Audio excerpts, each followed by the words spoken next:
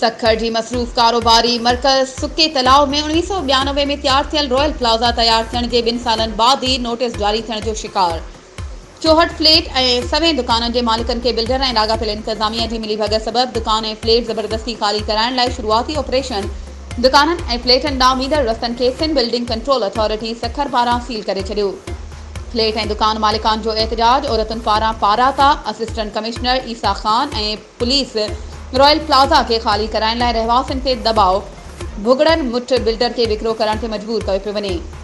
उन ॾस में फ्लैटनि जे रहवासी औरतुनि ऐं मर्दनि जो चवणु हो त ज़िले इंतज़ामिया ऐं पुलिस बाअसर बिल्डर जी सपोर्ट कंदे असांजे मथां दबाव विझी रही आहे त बिल्डर खे भुगड़नि मुठ ते दुकान ऐं फ्लैट विकिरो कयूं।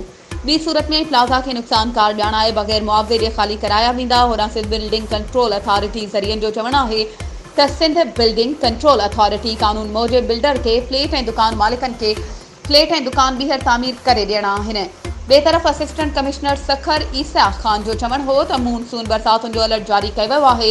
जॾहिं त बिल्डर जे नुमाइंदे सां राब्तो करण ते हुन ॿुधायो त असां फ्लैट ऐं दुकान ओनर्स खां फ्लैट ऐं दुकान ख़रीद करे रहिया आहियूं। रक़म जी अदायगी बाद कब्ज़ो वठूं पिया। वधीक ख़बरुनि ऐं अपडेट्स जे लाइ असांजे चैनल खे सब्सक्राइब कयो ऐं हा बेल आइकन खे प्रेस करणु न विसारिजो त जीअं असांजी हर नई अचण वारी वीडियो तव्हां ताईं पहुची सघे।